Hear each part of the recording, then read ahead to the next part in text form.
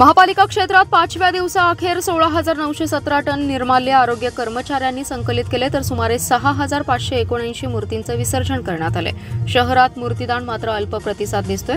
आज अखेर केवळ 152 मूर्तींचं दान करण्यात आले। सांगली, मिरज आणि कुपवाड शहरात प्रशासनाने गणेश मूर्ती विसर्जनाची तयारी पूर्ण केली आहे। त्यासाठी आवश्यक ती यंत्रणा सज्ज ठेवली आहे। सांगली व मिरजेच्या कृष्णा घाटासह शहरात अनेक ठिकाणी कृत्रिम विसर्जन कुंड ठेवण्यात आलेत। 5व्या दिवसाच्या गणपती विसर्जनाच्या दिवशी नैसर्गिक विसर्जन कुंडात 3,187 आणि कृत्रिम विसर्जन कुंडात 2,323 गणेश मूर्तींचं विसर्जन करण्यात आलं, तर 133 गणेश मूर्तींचं भाविकांनी महापालिकेकडे दान केले, तर 11,899 टन निर्माल्य संकलित झाले।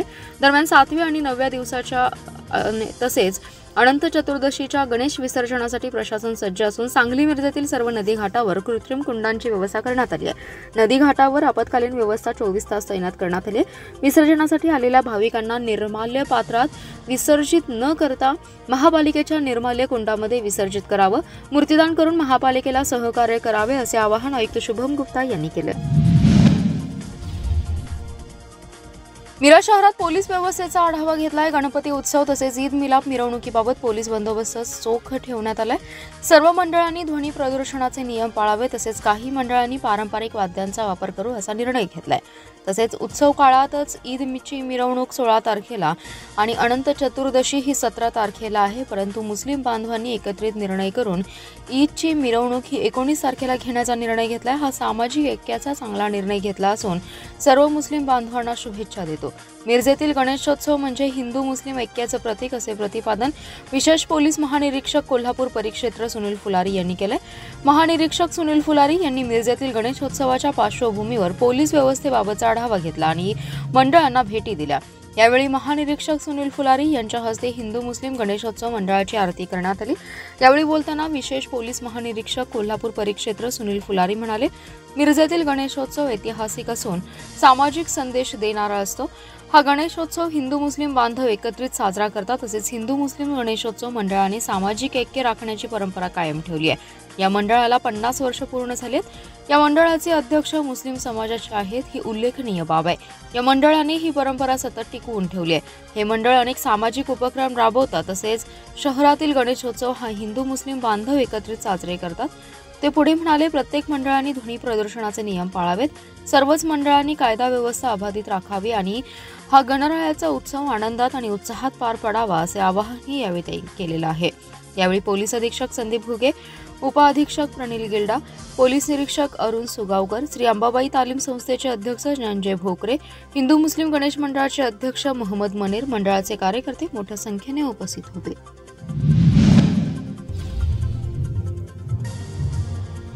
हळद, गुळ आणि बेदाणा सौद्यासाठी प्रसिद्ध असलेल्या सांगली कृषी उत्पन्न बाजार समितीत गुळाची आवक मोठ्या प्रमाणात कमी झालेली आहे। सांगलीतील बाजार कर्नाटकाकडे जात असल्याच्या कारणावरून हमाल आक्रमक झाले, त्यानंतर सौदे बंद पाडण्यात आले। बाजार समितीच्या सेससह हमालांना आर्थिक फटका बसत असल्याने गुळाच्या व्यापाराबाबत मार्ग काढण्याची मागणी करण्यात आली आहे। अन्यथा बेमुदत बंदचा इशारा हमाल पंचायतच्या वतीने देण्यात आलाय। कोल्हापूर जिल्ह्यात मोठ्या प्रमाणात गुळाचे उत्पादन होते। कोल्हापूरच्या बरोबरीने सांगली बाजार समितीमध्येही गुळाची आवक होत होती। यंदा मात्र येथील गुळ उत्पादन व्यावसायिक कमी होत असल्याचं चित्र आहे, त्यामुळे सांगली बाजार समितीमध्ये गुळाची आवक कमी होऊ लागली। सांगलीतील गुळाचा व्यापार कर्नाटकात जात असल्याबाबतचा आक्षेप घेत गुरुवारी सकाळी हमाल आक्रमक झाले। याविरोधात सौदे बंद पाडलेत। बाजार समितीतील काही काळ सौदे बंद झाल्याने बाजार समिती आणि व्यापाऱ्यांनी हमालांची समजूत काढण्याचा प्रयत्न केला, त्यानंतर हमालांनी माघार घेत सौदे सुरू केले। गुळाची आवक कमी झाली आहे, त्यामुळे बाजार समितीत सेस कमी होतोय। याशिवाय हमालांनाही आर्थिक फटका बसत असल्याचा आरोप यावेळी करण्यात आलाय। गुळाचे सौदे सुरू राहण्यासाठी सरकार बाजार समितीने वेळीच उपाययोजना करण्याची मागणी हमालांनी केली आहे। गुळाच्या व्यापाराबाबत तात्काळ तोडगा न काढल्यास तीव्र आंदोलनाचा इशारा हमाल पंचायतच्या वतीने देण्यात आला। यावेळी हमाल नेते विकास मगदूम, बाजार समितीचे माजी संचालक बाळासाहेब बंडकर यांच्यासह हमाल आंदोलनात सहभागी झाले। सांगलीचा उद्योग, व्यापार, शिक्षण, शेती, आरोग्य, क्रीडा, आर्थिक, सांस्कृतिक, महिला व बालकल्याण, युवा वर्ग आदी क्षेत्रात चौफेर विकास करून विकसित सांगलीचं स्वप्न साकार करण्यासाठी सांगलीकरांच्या सूचना आणि मार्गदर्शनासाठी थेट भेटून संवाद साधण्यासाठी संवाद सांगलीसाठी हा उपक्रम हाती घेतला असल्याचे प्रतिपादन काँग्रेसचे शहर जिल्हाध्यक्ष पृथ्वीराज पाटील यांनी केले। आमराई आणि महावीर उद्यानात सांगलीकरांशी संवाद साधताना ते बोलत होते। सांगली अधिक चांगली करण्यासाठी नागरिकांनी आपल्या नागरी समस्या, विकासाच्या संकल्पना मांडाव्यात असे पृथ्वीराज यांनी आवाहन आवाहन करतात उत्स्फूर्तपणे सांगलीकरांनी सूचना केल्या। राजू बावडेकर यांनी नदी स्वच्छता आणि प्रदूषण नियंत्रित व्हावे। अरुणभाई शहा यांनी जनता टॅक्स भरते तशा सुविधा त्यांना मिळाल्या पाहिजेत। रमेश मेहता यांनी गणपतीपेठ वाहतूक कोंडी समस्या, शुद्ध पाणी, लाईट आणि चांगले रस्ते मिळावेत। शिवाजी रुईकर यांनी कमर्शियल टॅक्स कमी करा। योगेश सूर्यवंशी यांनी वखारभाग, गावठाण समावेश आणि वाहनतळ प्रश्न। अजय शहा यांनी रस्ते चांगले करा। डॉक्टर विजय बोराडे यांनी सांगली अधिक चांगली करा यासाठी अशा अनेक समस्या मान्यवरांनी मांडल्या। सांगली समस्यामुक्त करून विकसित सांगलीचं स्वप्न पूर्ण करण्यासाठी जनतेशी थेट संपर्क साधण्याचा हा सांगलीतील स्तुत्य असा पहिलाच उपक्रम आहे, अशा जनतेतून प्रतिक्रिया व्यक्त होत आहेत। या उपक्रमाला चांगला प्रतिसाद मिळतोय। पृथ्वीराज पाटील यांच्या या उपक्रमाचं सांगलीकरून स्वागत केलं जाते। विविध स्तरातील सांगलीकरांनी नागरी सुविधा आणि विकासाबाबत मौलिक सूचना केल्या। यावेळी विविध स्तरातील सांगलीकर मोठ्या संख्येने यावेळी उपस्थित होते। सांगली जिल्ह्यातील मिरज पूर्व भागात सुमारे 8 ते 10 गावांवर मंगळवारी रात्री ड्रोन घिरट्या घालू लागल्याने ग्रामस्थांमध्ये भीतीचं वातावरण निर्माण झालं होतं। चोरीच्या संशयामुळे सर्व गावातील शेकडो तरुण आणि ग्रामस्थ रस्त्यावर रात्रभर गस्त घालत होते। गावात चोरीच्या उद्देशाने हे ड्रोन फिरत असल्याची अफवा पसरल्याने अनेकांची तर रात्रीची झोपच उडाली आहे। गावातील तरुणांना रात्रीची गस्त सुरू केल्याने आणि मोबाईल व्हॉट्सअप ग्रुपवरून चोरीच्या संदर्भातील विविध अफवांची यात भर पडल्याने गावातील लोकांमध्ये मोठी दहशत पसरली होती।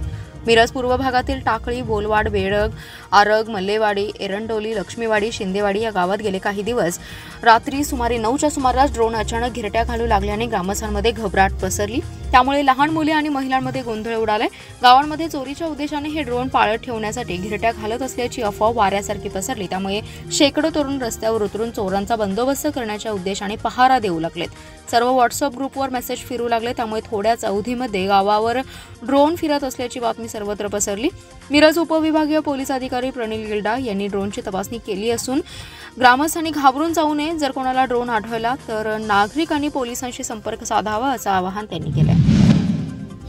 विटा शेळकभाऊ रोडवरील ताकारी कालव्यावरील पूल संरक्षण कठडा पडल्याने धोकादायक बनला होता। याबाबत ताकारी योजनाचे कार्यकारी अभियंता राजन डौरी यांनी शिवसेना कडेगाव तालुका प्रमुख प्रदीप कदम यांना निवेदन दिलं होतं। निवेदनात म्हटलं होतं की सदर पूल हा विटा, कराड या शहरांना जोडणारा मार्ग आहे। त्यामुळे या पुलावरून शालेय विद्यार्थी, प्रवासी आणि शेतीमालाची वाहतूक जास्त प्रमाणात आहे। शिवाय धोकादायक वळणावर हा पूल आहे। काही दिवसांपूर्वी एक मोटार गाडी या पुलावरून खाली गेली होती। त्यामुळे त्वरित हा पूल दुरुस्त करावा अशा आशयाचं निवेदन प्रदीप कदम यांनी दिलं होतं। याची तात्काळ दखल घेत संबंधित विभागाने हा पूल दुरुस्त केलाय। नागरिकांकडून प्रदीप कदम यांचं अभिनंदन होते।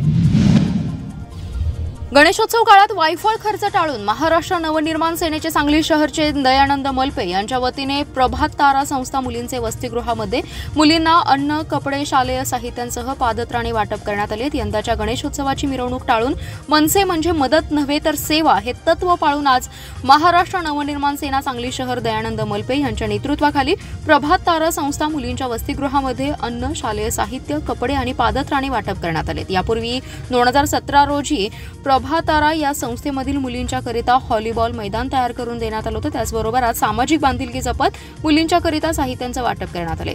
यापुढे सुद्धा मदत नव्हे सेवा हे तत्व पाळून सामाजिक उपक्रम राबवू असं आश्वासन महाराष्ट्र नवनिर्माण सेना सांगली शहराध्यक्ष दयानंद मलपे यांनी दिले। यावेळी सुमित यमगर, आकाश माने, अभिषेक रायमाने, जमीर संधी, अमोल काळे, विकास पाटील, संजय खामकर तसेच संस्थेचे तिमोथी जालम, राणी मगदूम, तायडा बँकोड उपस्थित होते। कडेगाव तालुक्यातील अपशिंगे ग्रामपंचायतीचा कारभार म्हणजे कुंपणानं शेत खावं असाच प्रकार असल्याचा आरोप भाजपाचे युवा नेते सागर सूर्यवंशी यांनी केलाय।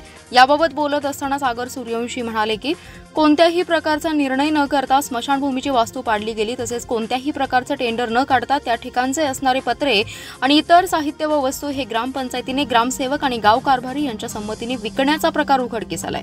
ज्यांना विश्वस्त म्हणून गावगाड्यातील कारभार दिला जातो अशी मंडळीच गावामध्ये भ्रष्टाचाराचा कहर माजवत आहे। त्यामुळे अपशिंगे ग्रामपंचायतीची अवस्था ही कुंपणानं शेत खावे अशी स्वरूपाची झाली असल्याचा आरोप सागर सूर्यवंशी यांनी केलाय। ग्रामसेवक, मक्तेदार आणि गावातील गाव कारभारी यांनी संगनमत करून भ्रष्टाचाराची मालिका ग्रामपंचायतीच्या माध्यमातूनच चालू केली आहे।